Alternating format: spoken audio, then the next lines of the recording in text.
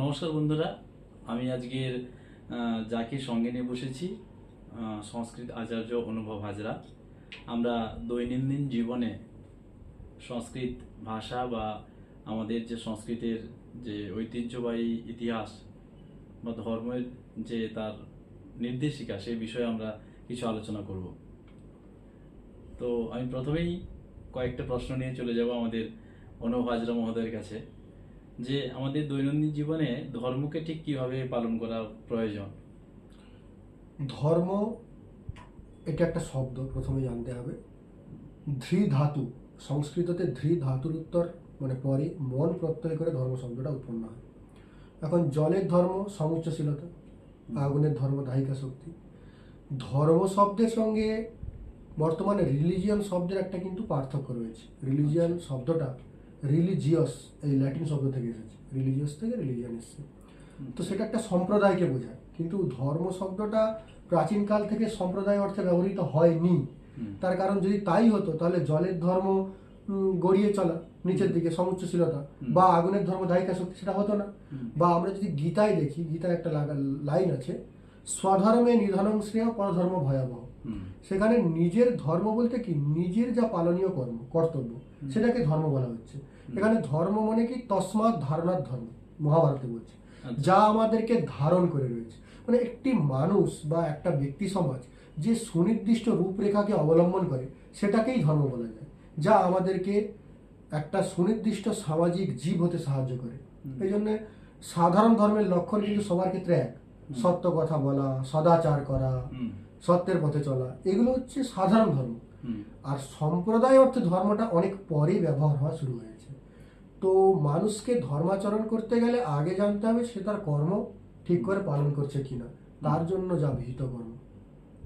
আচ্ছা, তো ধর্ম সম্পর্কে আমরা জানলাম ওনার কাছ থেকে। আমার আরেকটা উৎকণ্ঠা রয়েছে যে বর্তমান দিনে মানুষ ধর্মকে নিয়ে যে চরম একটা উন্মত্ততার জায়গায় পৌঁছে যাচ্ছে। এক ধর্মের মানুষ অন্য ধর্মের মানুষকে সহ্য করতে পারছে না। ঠিক এটা ধর্মের কোন কোন অজ্ঞানতার বশে এইরকম জিনিসটা ঘটছে, বা এখান থেকে মুক্তি পাওয়ার রাস্তা কি, সে বিষয়ে আমি জানতে চাইব। এটা একটা খুব সুন্দর প্রশ্ন। ধর্ম নিয়ে বাড়াবাড়ি হচ্ছে বা ধর্ম নিয়ে হানাহানি, মারামারি, কাটাকাটি আমরা দেখছি, কিন্তু যারা এইরকম কাজগুলো করছে তারা কিন্তু প্রকৃতপক্ষে ধর্মের স্বরূপ জানে না। আচ্ছা। কারণ আদিগুরু শঙ্করাচার্য বলছে যে শ্লোকার্ধেন প্রবক্ষ্যামি যদুক্তম গ্রন্থ কোটিভিঃ ব্রহ্ম সত্যম জগন মিথ্যা জীব ব্রহ্মৈব না বলে। বলছে অর্ধে শ্লোকের দ্বারা আমি বলতে পারি যা কোটি কোটি গ্রন্থে বা বইতে বলা হয়েছে। শ্লোকার্ধেন অর্ধ শ্লোকের দ্বারা প্রবক্ষ্যামি মানে বলতে পারি যদুক্তম, যেটা উক্ত হয়েছে গ্রন্থ কোটিভিঃ কোটি কোটি গ্রন্থে, ব্রহ্ম সত্যম মানে ব্রহ্ম বা পরমাত্মাই সত্য, জীব মিথ্যা জীবন মিথ্যা, মানে জীব যে মিথ্যা বা জগৎ যে মিথ্যা। মিথ্যা মানে কিন্তু অসত্য নয়। মিথ্যা শব্দটার আগে অর্থ বার করতে হবে যে মিথ্যা বলতে কি বলতে চেয়েছে, যা এককালে ছিল বর্তমানে নেই। যেরকম আমার ঠাকুরদার বাবা এখন কিন্তু মিথ্যা, সে এককালে ছিল কিন্তু এখন নেই। বা আমি মারা গেলে কিন্তু আমি মিথ্যা হয়ে যাব। তার মানে জগৎ আমরা যেভাবে দেখছি সেটা আমি মারা গেলে আমার কাছে জগতের কোনো অস্তিত্ব নেই, তার মানে জগৎ মিথ্যা। কিন্তু অসত্য কি না, বায়ুতে রূপ নেই, এটা অসত্য। অসত্য কি, সত্যের বিপরীত শব্দ, কিন্তু মিথ্যা কিন্তু সত্যের বিপরীত শব্দ নয়। এখন এই ধর্মের স্বরূপটাকে না জেনে মানুষ হানাহানি মারামারি করছে। সে ধর্মাচরণের নাম করে একটা সাম্প্রদায়িক দাঙ্গাতে লিপ্ত হচ্ছে, কিন্তু সে জানে না যে রাম, ভগবান শ্রীরামচন্দ্র, যারা আমরা বলি যে একটা খুব মানে আইডিয়াল আমাদের কাছে, তিনিও কিন্তু গুহক চণ্ডালকে জড়িয়ে ধরেছিলেন। শঙ্করাচার্যের মধ্যেও কিন্তু যে দাম্ভিক ভাব ছিল সেটা ভগবান শিব ভেঙে দিয়েছিলেন। তিনিও কিন্তু একটা শ্মশানে যে মরা পোড়ায় তাকে জড়িয়ে ধরেছিলেন, তার কাছে ক্ষমা চেয়েছিলেন। তখন মুসলিম সম্প্রদায়টাই আসেনি, তখন খ্রিস্টান সম্প্রদায়টাই আসেনি, যখন রামায়ণ মহাভারত ইত্যাদি রচনা হয়েছে। শঙ্করাচার্য 900 খ্রিস্টাব্দে তখন অবশ্য এসছিল কিছু কিছু। কিন্তু যেই সময় দাঁড়িয়ে আমাদের সনাতন গ্রন্থগুলো রচনা করা হয়েছে তখন তো অন্য সম্প্রদায় ছিল না। আজকের আমি আমার বাবার সঙ্গে থাকি, আমি যদি আলাদা হয়ে যাই বিবাহের পর, তাহলে একটা আলাদা পরিবার হবে।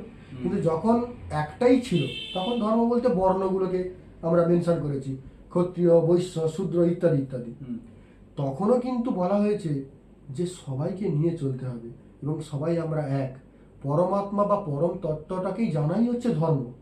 মোক্ষ লাভ, লিবারেশন, যেটা প্রত্যেকটা ভারতীয় দর্শনে বলা হয়েছে, সেটাকে না জেনে কেবলমাত্র সাম্প্রদায়িক দৃষ্টিভঙ্গিকে সামনে রেখে আমরা মারামারি, অত্যাচার ইত্যাদিতে, হানাহানিতে লিপ্ত হয়ে পড়ছি। সেটা শুধু আমরা বলতে এখানে শুধু আমি হিন্দুর কথা বলছি না, হিন্দু নামটাও সিন্ধু থেকে এসেছে। একটা সময় হিন্দু কোনো সব গ্রন্থেই হিন্দু শব্দটা নেই, তো হিন্দু বলি, মুসলিম বলি, শিখ বলি, জৈন বলি, খ্রিস্টান বলি, এরা অনেক পরে নামগুলো প্রাপ্ত হয়েছে। আগে শুধু সনাতন ছিল, তখন কোনো আলাদা করে ভাগ করার প্রয়োজন পড়েনি। তারা আলাদা আলাদা নাম নিয়ে সাম্প্রদায়িক দাঙ্গায় লিপ্ত হচ্ছে, কিন্তু মূল ধর্মের স্বরূপ থেকে দূরে থাকছে। এই জন্যই সমাজের এই দুরাবস্থা। তো সেটাকে জানতে গেলে নিজের ধর্মটাকে আগে ভালো করে জানতে হবে, সেই বিষয়ে জ্ঞানার্জন করতে হবে, কারণ জ্ঞানই পারে অজ্ঞানের অন্ধকারকে দূর করতে। একটা ছোট্ট মেঘের টুকরো একটা বিরাট সূর্যকে ঢেকে দিতে পারে, এটা বেদান্ত দর্শনের তত্ত্ব। ঠিক সেরকমই আমাদের মধ্যে ছোট ছোট অজ্ঞানগুলো আমাদের যে মূল জ্ঞান থেকে অনেক দূরে সরিয়ে রাখে, তার জন্য আমরা অজ্ঞানতার বসে এই সমস্ত করে থাকি। আচ্ছা, অসাধারণ, খুব সুন্দর করে আমরা বুঝলাম বিষয়টা, যে সাম্প্রদায়িক উস্কানি বা প্রকৃত যে ঘটনাগুলো ঘটছে উন্মত্ততার বিষয়ে, সেগুলো হচ্ছে আমাদের ধর্মের প্রকৃত স্বরূপ না জানার কারণেই ঘটছে। কিন্তু মহোদয়, আপনার কাছে একটা প্রশ্ন আমার, বর্তমান যদি আমরা রাজনৈতিক সামাজিক প্রেক্ষাপট বিচার বিবেচনা করে দেখি, যে রাজনীতিক ব্যক্তিরা যখন ধর্ম আলোচনা করে বা ধর্মের কোন পথে হাঁটা উচিত এই দিকটা যখন ঠিক করে দেয়, সেটা কি আদতে বাস্তবিক ধর্মাচরণের পথটা খুব ভালো হয় বা সুগম হয়, নাকি আরো দুর্বোধ্য হয়ে ওঠে বলে মনে হয়? দেখুন, একটা বিষয় এখানে আমাদেরকে বুঝতে হবে, রাজনীতিটা আসলে কি? নীতির রাজা রাজনীতি নাকি রাজার নীতি রাজনীতি? এখন এখন এই সময় দাঁড়িয়ে রাজনীতিক একটি সাংকেতিক শব্দ, কারণ রাজা তো নেই ভারতবর্ষে, তো আমার দেখা রাজা এখন নেই। হয়তো ভুটান বা অন্য কোনো দেশে কিছু কিছু রাজা আছে, কিন্তু তবুও রাজনীতি শব্দটা রয়ে গেছে। নীতি নাম রাজা বলুন, মানে নীতির রাজাও বলতে পারি বা রাজার নীতিও বলতে পারি। এখন রাজা নেই, তবুও রাজনীতি শব্দটা ব্যবহার হচ্ছে। পরবর্তীকালে রাজতন্ত্র শব্দটাকে তুলে আমরা গণতন্ত্র করেছি, কিন্তু রাজনীতি শব্দটাকে রেখে দিয়েছি, মানে তন্ত্রের জায়গায় গণতন্ত্রটাকে আনছি, কিন্তু রাজতন্ত্র আমরা কেউ বলছি না, কিন্তু রাজনীতি শব্দটাকে রেখে দিচ্ছি।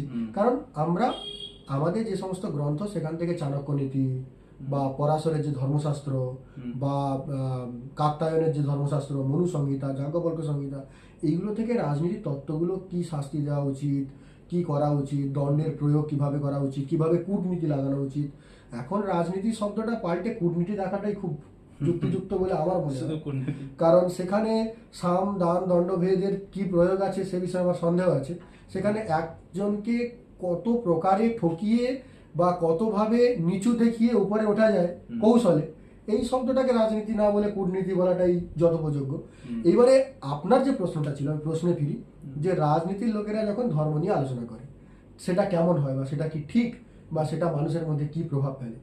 এখন মনুসংহিতার একটা শ্লোক রয়েছে, তস্যার্থে সর্বভূতানাম গোপ্তারম ধর্মমাত্মজম ব্রহ্ম তেজময়ম দণ্ড মসৃজত পূর্বমিশ্বর। রাজা সৃষ্টির আগেও কিন্তু পৃথিবীতে দণ্ড সৃষ্টি হয়েছিল। দণ্ড মানে নিয়ম কানুন, নিয়ম কানুনের ঊর্ধ্বে কিন্তু কেউ নয়। আজকের আমরা ভারতীয় সংবিধানকে লক্ষ্য রেখে বা সংবিধানকে কেন্দ্র করে আমাদের যে দেশ চালনা বলুন, রাজনীতি বলুন, সবকিছুই কিন্তু সংবিধানে লিপিবদ্ধ রয়েছে। তার মানে আমরা একটা সুনির্দিষ্ট সংবিধানকে ফলো করি। তখনকার সময় সংবিধান ছিল মনুসংহিতা, যাজ্ঞবল্ক্য সংহিতা, আরো অন্যান্য সংহিতা। তো মনুসংহিতা বা যাজ্ঞবল্ক্য সংহিতা একটা নীতির গ্রন্থ, সেটা কিন্তু ধর্মের গ্রন্থ নয়। রাজনীতি সৃষ্টি হয়েছিল এই কারণে যে একজন রাজা প্রজাকে ভালো রাখবে, সে প্রজার জন্য বাঁচবে, এবং এটাও গ্রন্থে লেখা আছে, যদি দ্বারা গ্রহণ করে, মানে বিবাহ করে, তার ছেলেটা হবে প্রজার কল্যাণের জন্য। সেই তত্ত্বটা তো আজকের নেই। আজকের আমি নিজের পকেট ভরবো এবং নিজে অর্থশালী হব, আমার সমাজে প্রতিষ্ঠা হবে, আমার সমাজে কল্যাণ হবে, মানে আমি সমাজ সেবা করছি নিজের নাম সমাজ রেখে, এরকম একটা জায়গায় এসে দাঁড়িয়েছে। মানে আমার প্রতিষ্ঠাটা এখানে ভুল, মানুষের প্রতিষ্ঠা নয়। কর্ণ যে ভুলটা করেছিল, দুর্যোধন তাকে কি বলেছিল, যে তোমাকে আজ থেকে আমি অস্ত্র চালনা করার অনুমতি দিলাম। কর্ণ কি পারতো না সে নিতে, যে আজ থেকে আমি সমগ্র শূদ্র জাতি অস্ত্র চালনা করতে পারুক? সে তো চায়নি, সে শুধু নিজের অভিযোগটা করে গেছে, আমি কেন শ্রেষ্ঠ হলাম না। আমি এই আমিত্ব বোধটা কিন্তু রাজনীতিবিদদের মধ্যে সব থেকে বেশি। তার জন্য তারা নিজেদের মধ্যে আমিত্ববোধ কাটাতে পারলো না, তারা অন্যকে যখন ধর্মচর্চার জ্ঞান দেবে বা ধর্ম নিয়ে বলবে, সেটা নিতান্তই হাস্যকর। ঠিক। তো সেক্ষেত্রে বলবো আপনারা প্রকৃত গুরুকে চিনুন, কারণ সদ্গুরু ছাড়া, সদ্গুরু মানে আমি কোনো ব্যক্তির নাম বলছি না, এখন একজন ব্যক্তির নাম সদ্গুরু আছে, এটা কন্ট্রোভার্সিয়াল হয়ে যাবে। সদ্গুরু মানে যে গুরু সৎ, যে তত্ত্ব উপদেশ দেন, সেই গুরুকে চয়ন করুন। কারণ আপনার পথ যেরকম হবে আপনি সেরকম হবেন। তেঁতুল গাছে তেঁতুলই হয়, আম গাছে আমই হয়।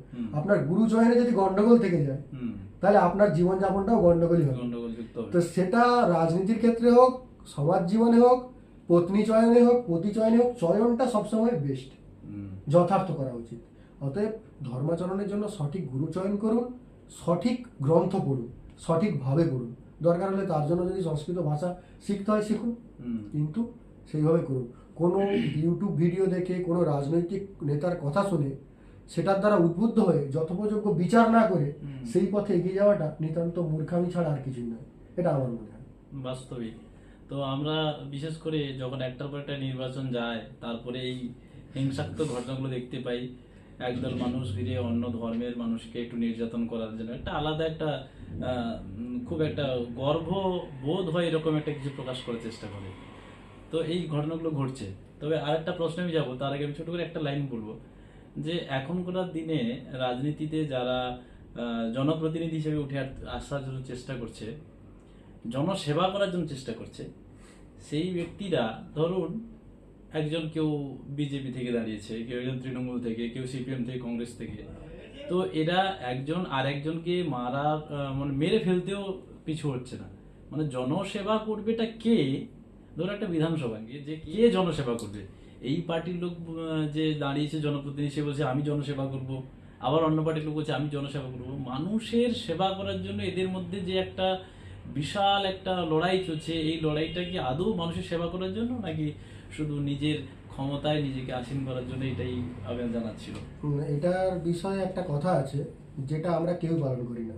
এখন যদি বলে দশকং ধর্ম লক্ষণম বলে একটা কথা আছে মনুসংহিতে, মনুসংহিতা বলে একটি গ্রন্থ রয়েছে, যেটা ধর্মগ্রন্থ বলি, ধর্মশাস্ত্র বলা হয় বা স্মৃতিশাস্ত্র বলা হয়।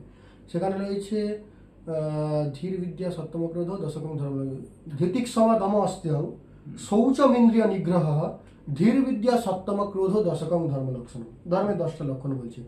ধৃতি, ক্ষমা মানে ক্ষমা, দম মানে বিদ্যাজনিত অহংকার ত্যাগ করতে হবে, অস্ত্র মানে চুরি না করা, ধৃতিক সমা দম অস্ত্র, শৌচ, শৌচ মানে পরিষ্কার রাখা বাইরে এবং ভেতরে, ইন্দ্রিয় নিগ্রহ মানে ইন্দ্রিয়গুলোকে নিগ্রহ করা, কন্ট্রোলে রাখা, ইন্দ্রিয়গুলো চারিদিকে ছড়িয়ে পড়ে সেগুলোকে কন্ট্রোলে রাখা, শৌচ ইন্দ্রিয় নিগ্রহ। ধীর বিদ্যা, ধী মানে বুদ্ধি, বিদ্যা মানে তো বিদ্যা আমরা জানি, সত্যম মানে সত্যম, অক্রোধ মানে রাগ না করা, দশকম ধর্ম লক্ষণম। এখন রাজনৈতিক যে ব্যক্তিরা যাদের কথা আপনি বললেন, এরা কিন্তু এর প্রতিভাস করে, মানে এগুলো সমাজে দেখানোর চেষ্টা করে। ঠিক একটা উদাহরণ দিই, দুর্যোধন কিন্তু একজন বড় রাজনীতিবিদ মহাভারতের প্রেক্ষাপটে। যখন যুধিষ্ঠির বনপর্বে বনে চলে গেলেন ভাইদেরকে নিয়ে, কারণ সে পাশা খেলায় হেরে গিয়েছিল শর্তে, তাকে 12 বছরের বনবাস, 1 বছরের অজ্ঞাতবাস করতে হবে, তখন দুর্যোধন এমন রাজ্য শাসন করলো যে তার থেকে ভালো রাজা পৃথিবীতে আর কেউ নেই। যেন যুধিষ্ঠিরের কৃতিত্বটা মানুষ ভুলে যায়, যুধিষ্ঠিরের যে উদারতা কৃতিত্বটা মানুষ ভুলে যায়। এটা হচ্ছে অবভাস, একটা প্রতিচ্ছবি, এটা ক্রিয়েট করা হয়। কারণ সে যদি এটা ক্রিয়েট করতে পারে 13 বছর, তারপরে ও পাণ্ডবদেরকে হত্যা করে তারপরে আবার তার যে অত্যাচারটা আছে সেটা শুরু করবে। তো এটা কিন্তু রাজনৈতিক নেতাদের ক্ষেত্রে অনেকটাই প্রযোজ্য। আমি নাম করে বলছি না, কোনো একটা পার্টির কথা বলছি না, তারা এই অবভাসটা তৈরি করে। প্রথমে মানুষের কাছ থেকে সহানুভূতি বা তাদের প্রতি অ্যাটেনশন সেগুলো গ্রহণ করে, সেটা যতক্ষণ না যে সে জিতছে ততক্ষণ পর্যন্ত। আপনাদের পাড়ায় পাড়ায় দেখবেন রাজনৈতিক নেতারা ভোটের আগে গিয়ে বলে আমাকে ভোটটা দেবেন, আমাকে জেতান, ঠিক 5 বছর তাকে কিন্তু আপনি আর দেখতে পাবেন না। তখন হয়তো একটা সহির জন্য আপনি গেছেন তার কাছে, ঘন্টার পর ঘন্টা দাঁড়িয়ে আছেন, তার পিএ, তার অমুক, তার সে দাঁড়িয়ে আছে, কেউ দেখাও দিচ্ছে না, সে একটা বিশাল কিছু হয়ে গেছে। অথচ ওই লোকটাই ভোটের আগের দিন আপনার বাড়ি থেকে পায়ে ধরে বলবে দাদা ভোটটা কিন্তু আমাকে দেবেন। তাহলে এই অবভাসটা তৈরি করা একটা রাজনৈতিক নেতার বা যারা সেবা করে তথাকথিত সেবা, তাদের মানে কি বলবো লক্ষণ। কিন্তু কিছু কিছু লোক ভালো হয়, সবাইকে তো খারাপ বলা যায় না। ধরুন শতাংশটা কম, 100%-এর মধ্যে 5% বেরোবে যারা প্রকৃত অর্থে করতে চায়, কিন্তু বাকি 95% যারা সেবার নামে অবভাস তৈরি করে বা একটা প্রতিচ্ছবি তৈরি করে নিজেকে প্রতিষ্ঠা করা, বিশেষ করে অর্থনৈতিকভাবে প্রতিষ্ঠা করা আর যশের দিক থেকে প্রতিষ্ঠা করার চেষ্টা করে, তো এটা আমরা যুগ যুগ ধরে দেখে আসছি, বিশেষ করে যখন থেকে গণতন্ত্র চালু হয়েছে। হুম। রাজতন্ত্র আমি দেখিনি বা আমরা যতটুকু বইতে পড়েছি, হুম। কিন্তু গণতন্ত্রে আমি বা আমার পূর্বপুরুষ দেখে আসছি এটাই চলছে। আচ্ছা, তবে আজকের আমরা ভিডিওটা অনেকটা দীর্ঘমেয়াদী হয়ে যাচ্ছে, তাই আজকের আমরা আচার্য অনুভব হাজরার কাছ থেকে কিছু কথা শুনলাম, আমরা আলোচনাও কিছু করলাম। আপনারা আমাদের আলোচনাটা শুনবেন, আশা করি আপনাদেরও মনে কিছু প্রশ্ন হয়তো উত্তর আচার্য অনুভব মহোদয়ের কাছ থেকে আপনারা পেয়ে যাবেন। তো আজকের ভিডিওটাকে বেশি বাড়াতে চাইছি না, একবার শুভেচ্ছা জানিয়ে ভিডিওটা শেষ করার জন্য বলবো। সকলকে অনেক অনেক ধন্যবাদ এতক্ষণ ভিডিওটি শোনার জন্য। ভালো লাগলে লাইক, কমেন্ট, শেয়ার করবেন এবং আমরা পরবর্তী এপিসোডে আবার আসবো আপনাদের কাছে নতুন কিছু তথ্য নিয়ে। ভালো থাকবেন, সুস্থ থাকবেন, নমস্কার।